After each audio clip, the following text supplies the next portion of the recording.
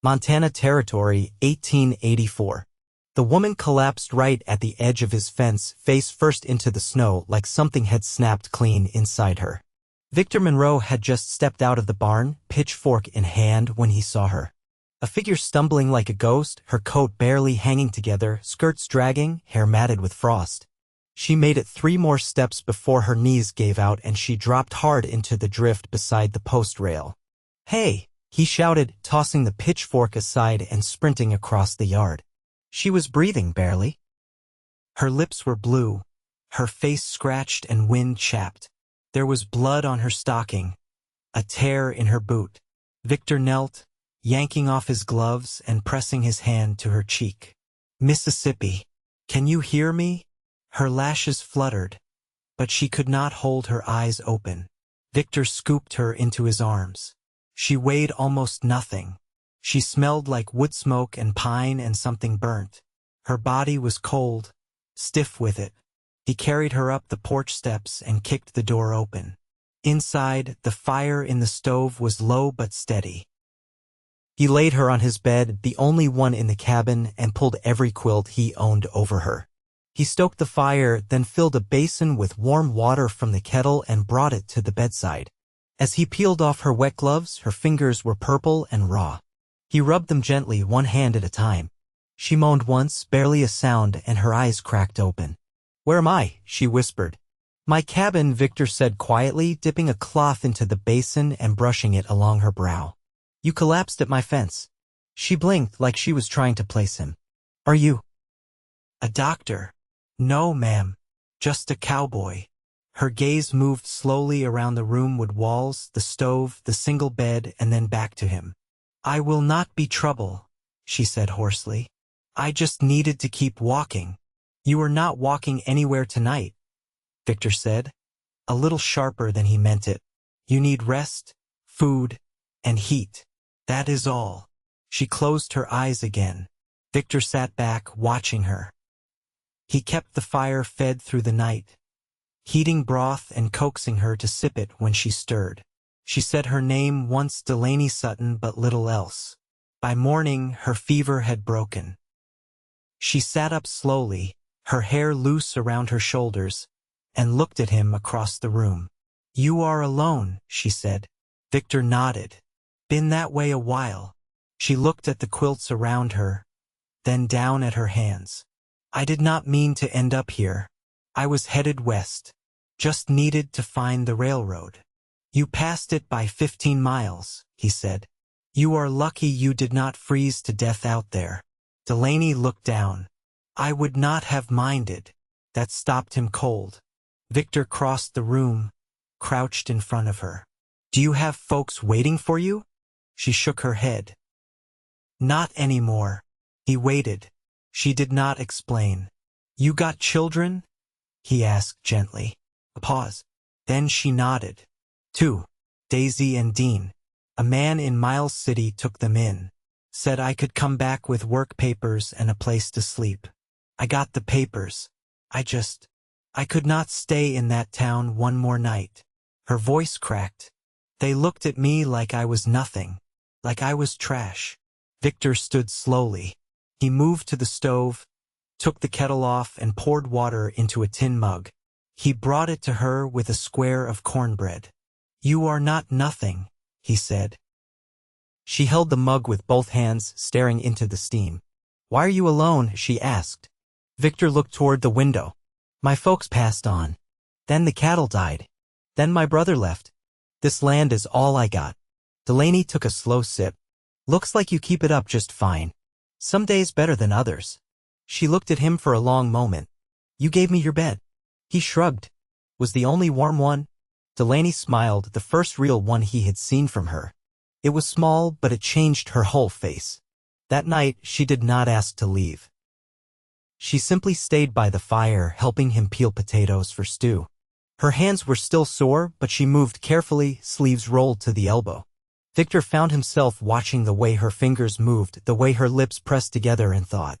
She was quiet, not from fear, but like someone who had learned silence the hard way. When the stew was done, she leaned back in the chair and looked around the cabin. "You built all this?" "Every board." She nodded, then looked at the bed. Where are you going to sleep tonight? Victor hesitated. Floor's fine. You gave me the warm bed, she said softly. You do not have to sleep cold. He met her eyes. There was nothing flirtatious in her voice, just honesty and a quiet kind of gratitude that made his chest ache.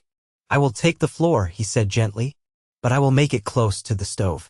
She nodded once. Thank you. They slept her in the bed, him on the floor with a blanket and his rifle nearby, and the storm outside howled through the trees like it was trying to rip the world apart. But inside, the fire stayed lit. And for the first time in longer than either of them could name, neither of them felt entirely alone. By morning, her cheeks had color. She helped him split wood, brushing snow from her hair every time she looked down. He handed her gloves lined with wool, and she smiled as she slid them on. You do not talk much, she said. Victor shrugged. Never found much need to. Well, Delaney said, I think I talk too much. Maybe we balance each other out. He looked at her, and for the first time he smiled too. They were not strangers anymore, and neither of them had to walk alone. Delaney didn't ask to leave, and Victor didn't ask her to stay.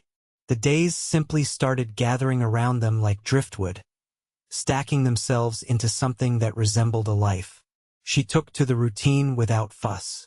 By the third morning, she was watering the mule and gathering eggs while Victor checked the fence line. She didn't speak unless there was something worth saying, which suited him fine. He'd never known what to do with idle talk. They filled the silences with the scrape of boots on frozen ground, the creak of the pump handle, the hiss of snow melting on cast iron. One afternoon, after they'd hauled in a sack of oats from the lean-to, Delaney rubbed her lower back with one hand and looked up at the rafters. You built this roof with only your own hands? She asked. Victor wiped his arm across his brow. Took near 3 months. Had to sleep under a tarp the whole time. She nodded, then ran her palm along the wall's edge, fingertips brushing the grain. My pa was a cooper. Made barrels so tight you could roll 'em downhill full and not lose a drop. Victor leaned the sack against the wall and straightened. He teach you any of it? Some. He let me help when I was little. After he died, I did what I remembered, but I never got the angles right. Always leaked. Victor didn't say anything. He just looked at her hands, now steady against the wood. That night, Delaney surprised him by humming while she washed the tin plates. A low, broken tune, barely there, but enough to make him pause by the stove. I haven't heard that before, he said. She glanced over her shoulder, still drying the plate. It's not one you'd know. My mama sang it to calm the baby when the wind got bad. Victor nodded and turned back to the fire. The wind had picked up again, pressing against the walls like a restless animal. You ever raise chickens? He asked after a while, keeping his voice low. No, she said, setting the plate down and folding the towel. But I've plucked enough of them to know I don't want to again unless I have to. A faint smile pulled at the corner of his mouth. You'll do fine then. She stepped closer to the fire, warming her hands. You always this quiet with folks? Only the ones I like. Delaney didn't laugh. She looked at him, serious, then sat in the chair across from his. I used to talk too much, she said. My husband said it made his head throb. Told me once if I didn't shut up, he'd teach me how. Victor didn't move. She looked into the flames, shoulders rigid. I stayed longer than I should have. For the children. For the hope it might shift. He didn't interrupt. He just let the fire talk. I don't want to be anyone's burden, she said after a long while. I can cook, mend, keep things tidy. I've worked in kitchens and laundries. I don't need charity. You're not getting any. That made her look at him. Then what do you call this? Victor held her gaze. Decency. Delaney looked back at the fire, and this time she didn't say anything. The next morning, Victor found her outside with a hatchet splitting kindling. Her swing was off, but her aim was true. He didn't correct her. He just brought over the stump and set it where she could brace it. Thank you, she said, brushing hair from her face. You'll need better boots, he said. Ones without holes. I'll patch them. He looked at the leather, cracked near the sole. Won't hold much longer. She rested the hatchet against her thigh. I had better ones. Sold them in Miles City to pay for a place to sleep. Victor nodded, then disappeared into the barn. When he returned, he handed her a pair wrapped in burlap. Try these. Delaney unwrapped them slowly. They were worn but solid, with thick stitching and laces still good. They look like your size, he said. She didn't argue. She sat on the stump and pulled them on. They fit just enough to matter. I'll work the debt off, she said, standing. Victor shook his head. They're boots, not a brand. She looked at him for a long second. I'm not used to men doing things without wanting something back. He didn't answer, just took up the hatchet and started splitting beside her. They worked until their breath came in clouds and their hands ached. That evening, Delaney pulled a piece of cloth from her satchel, a bit of old calico, and began sewing something small by the fire. Victor didn't ask what. He just handed her a needle when hers bent. When she finished, she held it up. A square, patched with different fabric corners, tiny and neat. For Daisy, she said. I want her to know I kept stitching even when I wasn't near her. Victor swallowed and nodded. Do your hands ever ache after branding season? She asked, folding the cloth. He flexed his fingers. Some.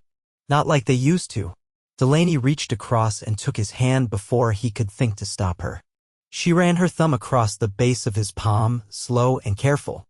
I used to rub liniment into my papa's hands when he worked too long, she said. Victor didn't pull away. Her touch was light but not tentative. Like she'd done it many times before, just not recently. When she let go, he cleared his throat. I've got some salve in the cupboard if your knuckles crack. I'll be fine, she said. But her eyes lingered on his for a moment longer. The wind outside softened that night, and the fire burned lower. Neither of them said good night. They just sat quiet until the flames settled, and the dark came in gentle around them. The thaw came slow that spring, dragging its heels through March like a mule in mud.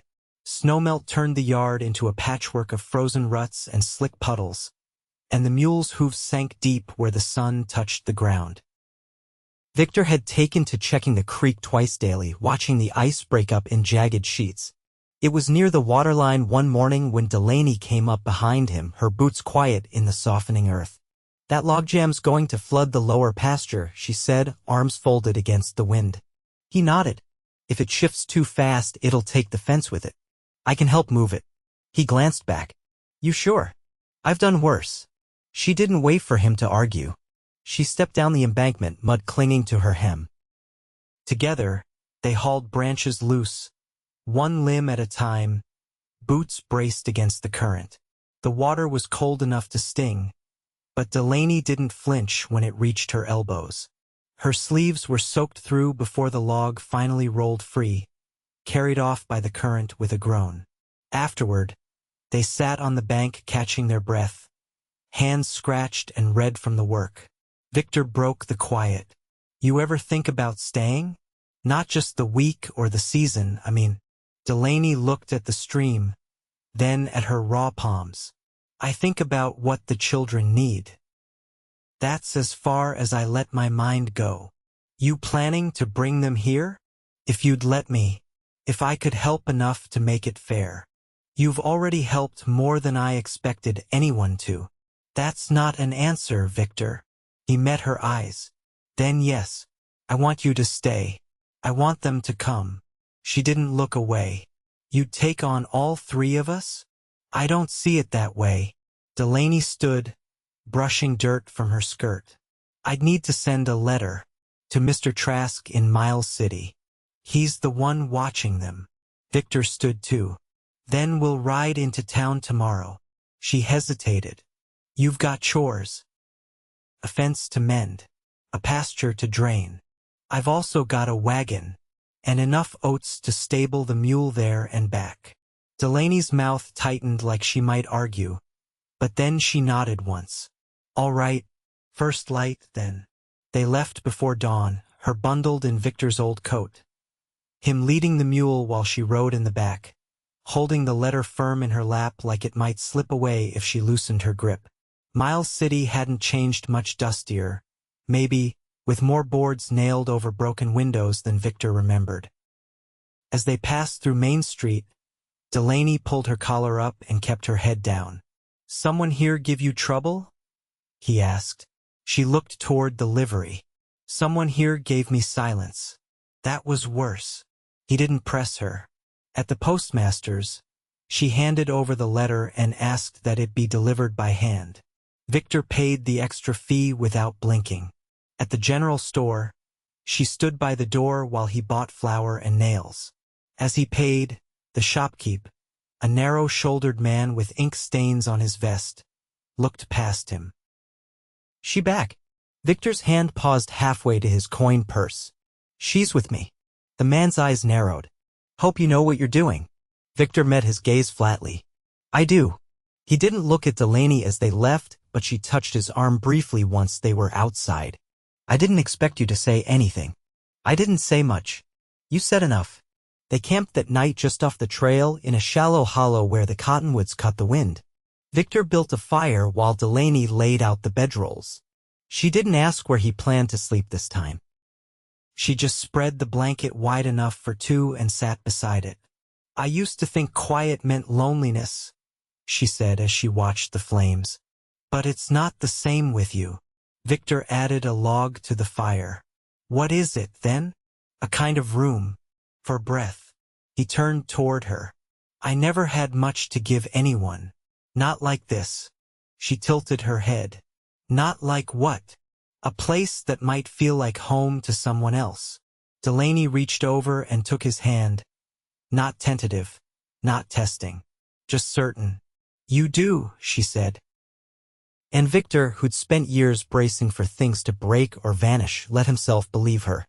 When they returned to the homestead, the land already felt different. Not because it had changed, but because it no longer held only his weight. Days passed. They cleaned the spare room, polished the iron stove, patched the torn curtains. Victor found himself stacking firewood in smaller loads, imagining little arms carrying one piece at a time. Delaney hemmed 2 sets of trousers from old feed sacks and let them dry near the fire. One morning, the letter came. Delaney read it by the front window, lips moving in silence, eyes steady. Then she looked up. "They're coming in a week." Victor nodded once. "Then we'll be ready." She folded the letter and set it carefully in the drawer. Later, as the sun slipped behind the ridge, she sat on the porch beside him, knees almost touching. "I don't know what kind of woman I'll be now," she said. "Not the same one I was before." Victor looked toward the barn where the lamp inside swung gently from its hook. "Maybe you don't have to be the woman you were." "I don't want to be." He turned to her. "Then don't." She laid her hand on his knee, fingers curling slightly. "I think this place could hold more than one kind of life," she said. "It already does." And as the light faded from the day, neither of them moved, both of them letting the quiet speak for them. The wagon arrived just after mid-morning, drawn by a pair of chestnut geldings and driven by a man with a bent hat and a voice like dust-scraping stone. Victor met them at the bend where the trail narrowed between 2 cottonwoods, hand resting on the butt of his rifle out of habit, not threat. Delaney stood a few paces behind, her hair braided tight, palms damp against her skirt. The man didn't say much, just handed over a folded receipt and helped lift down a battered trunk. Daisy appeared first, clutching a bundle of cloth and blinking against the sun. She was small-boned, with her mother's dark hair and a stare that didn't waver. Dean followed, taller than Victor expected, his knuckles scraped and his boots too narrow for his feet. "Ma," Daisy whispered. Delaney dropped to her knees and wrapped them both close, breathing deep into their shoulders. Neither child cried. They just held on, like they were afraid letting go would break the spell. Victor stepped back, giving them space. His chest felt tight, but not in a way he needed to fix. After the wagon rolled off, they all stood there a long moment, unsure who should speak next. It was Dean who broke the silence. "Is this where we live now?" Delaney straightened. "If it's all right with Mr. Monroe." Victor looked at the boy, then at the girl, then at her. "It's all right?" Dean nodded once. "Then I guess we'll help with whatever needs doing." Daisy squinted toward the cabin. "Is there a stove?" "There is," Delaney said. "And a bed for each of you." The girl looked relieved but didn't say so. Victor led them up the path, the children walking beside their mother, quiet but watchful. Inside, the cabin felt smaller with 4 bodies moving through it, but warmer too. Dean took to the chores like he already knew how to work, hauling water from the pump, feeding the mule, checking the latches on the chicken coop. Daisy stayed close to Delaney, folding linens, wiping sills, memorizing the shape of the room. That evening, Victor found Dean in the barn, sitting on an overturned crate, fiddling with a broken latch. "You fix things often?" Victor asked. The boy shrugged. "Better than letting them stay broke." Victor nodded, then crouched beside him. "That's a good way to think." Dean looked up, as steady. "Did you mean it?" "About us staying. I don't say things I don't mean." Dean studied him another moment, then returned to the latch. "I can carry my weight." "I see that. And Daisy's too, if I have to." Victor didn't correct him. He just handed over a nail. "Then show me how you'd set this hinge." Inside, Delaney sat with her daughter near the hearth, brushing tangles from her hair with a wooden comb Victor hadn't remembered owning. Daisy's voice was low, asking questions about the mule, the trees, the way the wind sounded different here. Delaney answered softly, her voice steadier than it had been since the day she fell into his life.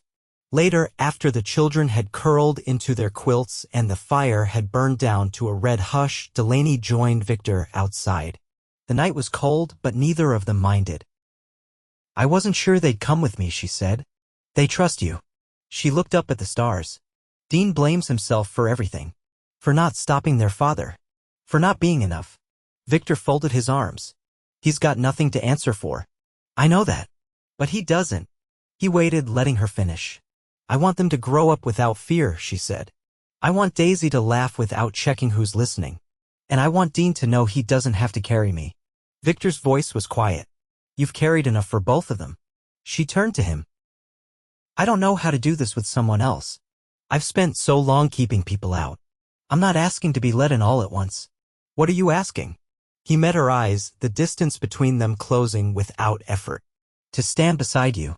However long you'll have me." Delaney didn't reply right away. Instead, she stepped closer, her hand finding his. "I think I could learn how," she said. They stood like that until the cold crept through their sleeves and the stars shifted above. In the months that followed, life settled around them in quiet ways. Victor taught Dean how to lash a fence post straight with twine and patience. Delaney planted beans along the southern stretch of the cabin, showing Daisy how to press the seeds into the earth with her thumb. They ate together, not always talking, but always present. Daisy began drawing with charcoal on scrapwood, her pictures careful and full of motion. Dean built a feed box from scrapboards, the nails set clean. One afternoon, as Victor came in from the pasture, he found Delaney kneeling in the garden, her hands streaked with soil, a smudge of dirt across her cheek. She looked up at him, eyes bright. "I forgot how much I liked the smell of turned earth," she said. He crouched beside her.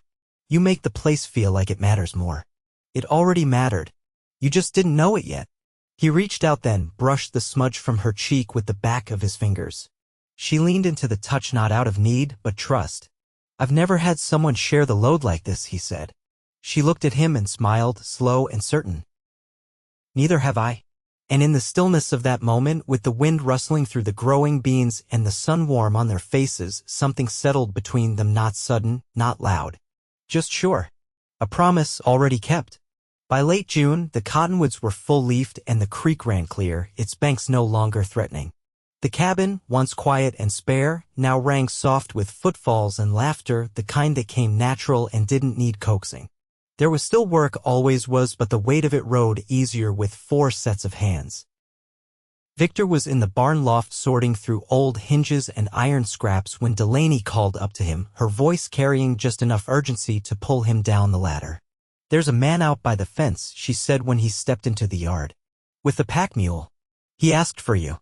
Victor wiped his hands on his trousers and walked out past the gate.